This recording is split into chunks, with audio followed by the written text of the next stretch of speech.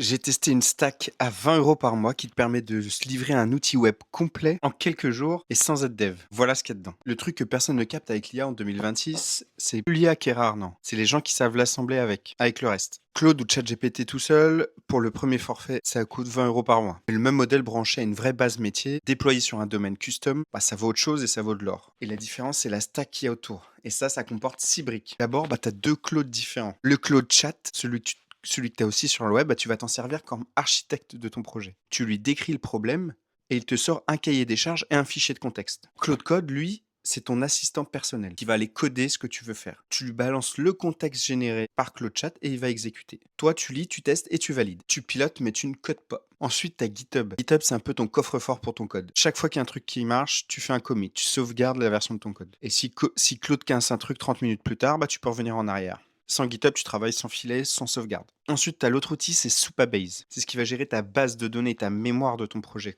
Et c'est là que ton outil prend de la valeur. Une IA sans contexte métier, c'est juste un chatbot. Une IA branchée sur l'historique du client, sur l'historique, les clients, les données spécifiques d'un usage, ça c'est un vrai outil. Et la différence, elle se jauge ici, pas dans le modèle. Vercel, c'est l'outil qui te permet de déployer ton application en ligne et qui ne reste pas collée sur ton ordinateur en local, sinon elle ne sert à rien. Tu peux avoir une URL propre, un système de sécurité automatique et chaque modif redéployé en moins d'une minute. Ensuite, tu as Stripe. Là, c'est le logiciel qui va te permettre de facturer tes abonnements et tes paiements tous les mois.